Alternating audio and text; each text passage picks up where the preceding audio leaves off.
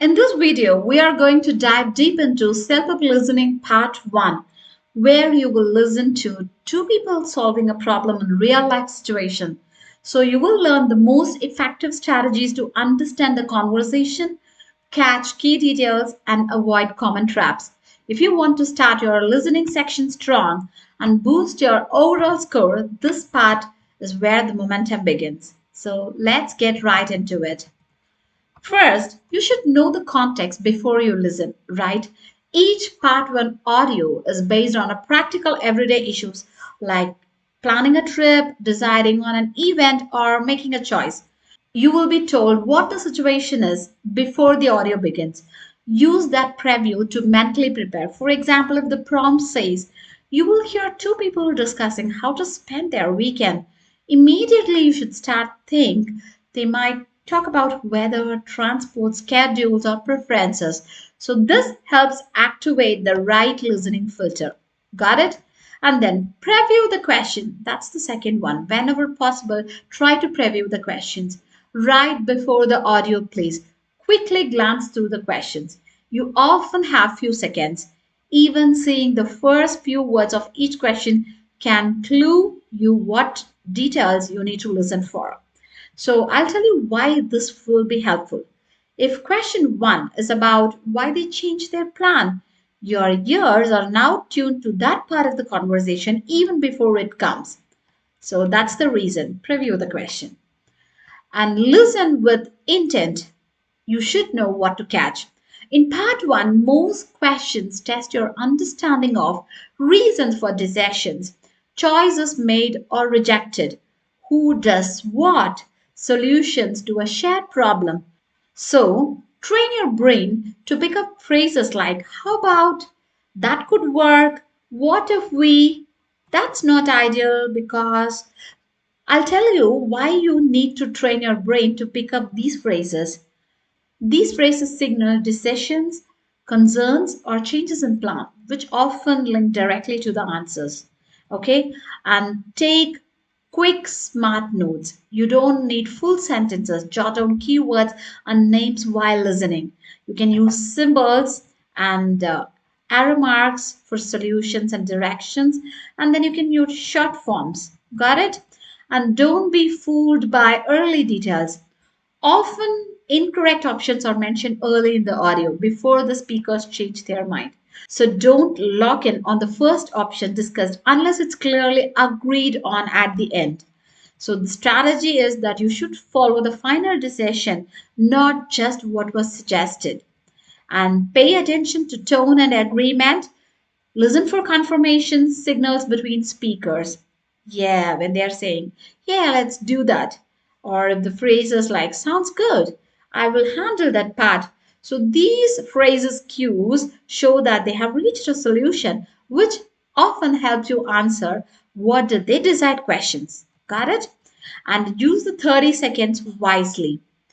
You get 30 seconds to answer each question, so don't rush.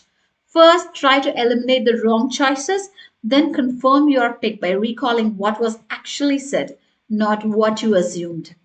Now, I'm just going to tell you what are the common traps that you need to avoid. Option recycling. Just because an options phrase appears in the audio doesn't mean it's the right answer. You have to match ideas, not the words. And overthinking, please don't do that. Go with what was said clearly. Don't read between lines too much in part 1. It's usually direct, okay? So don't overthink. And neglecting the prompt, please don't do that. Some test takers forget the initial situation like shopping, travel, etc. That context shapes the meaning, right? So don't forget to take the initial situation. So you'll be hearing an audio. I have just given the script and I'll be giving the audio for you now. Hey, are we still doing the family barbecue this Sunday? Yeah, that's the plan, but I just checked the weather. It says it might rain. Oh no, should we consider moving it to Saturday? The forecast looks clear then. Possibly, but Saturday is going to be pretty hot. Plus, your parents said they're Only free on Sunday afternoon. Hmm, okay, maybe we can still do Sunday, but set up some shade or even rent one of those pop-up tents. That could work. And if it drizzles a little, we can still manage with umbrellas and a tarp. What about food? Are we doing a potluck again? Yeah, I think that worked well last time. Everyone brings one item. I will make the pasta salad and lemonade. Great, I'll handle the grill and pick up burgers and veggie skewers.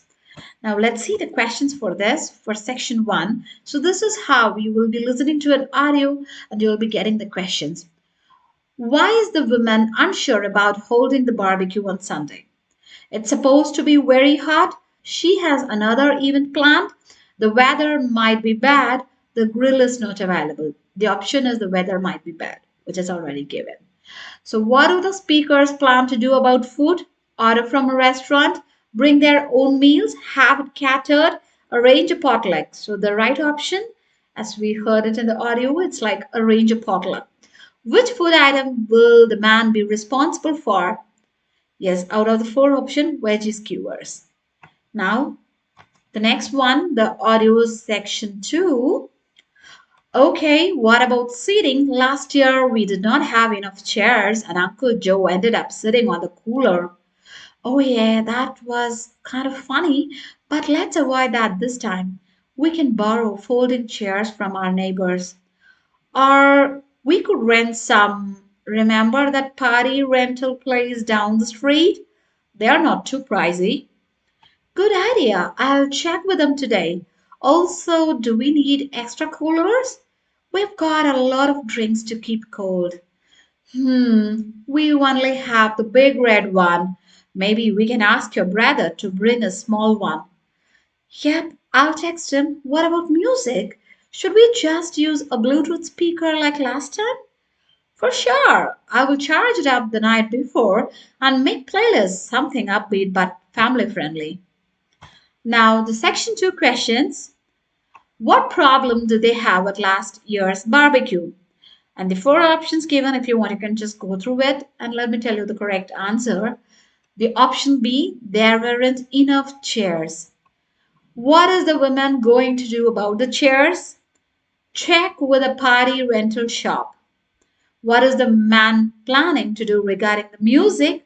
Make a playlist. Okay, and let's move on to our the next audio section, section 3.